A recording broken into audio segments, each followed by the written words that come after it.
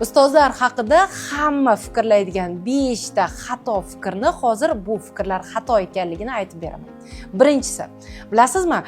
O'zbekiston Respublikasida ustozlar eng ko'p ta'tilga ega bo'lgan kasb egalari hisoblanishadi.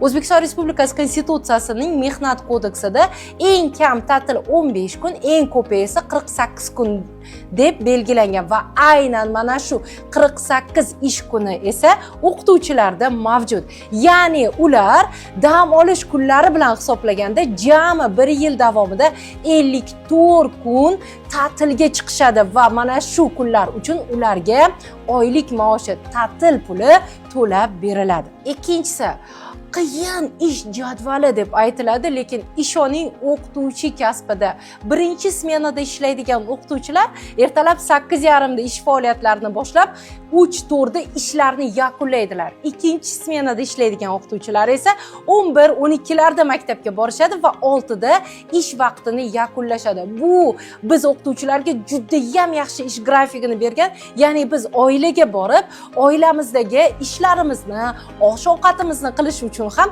juda ham imkoniyatga egamiz. Va boshqa mutaxassis kasblarga nisbatan bir stavka ertalabdan kechgacha bo'lsa, o'qituvchilarda mana shu bor yo'g'i 6-7 soatlik ish grafiki bilan bir stavka pulini olamiz. O'qituvchilik kasbi egalarini aynan hurmati masalasida oladigan bo'lsak, ishoning o'qituvchi kasbida ishlagan juda ko'p yillik stajga ega bo'lgan o'qituvchilarni mavqei juda ham baland.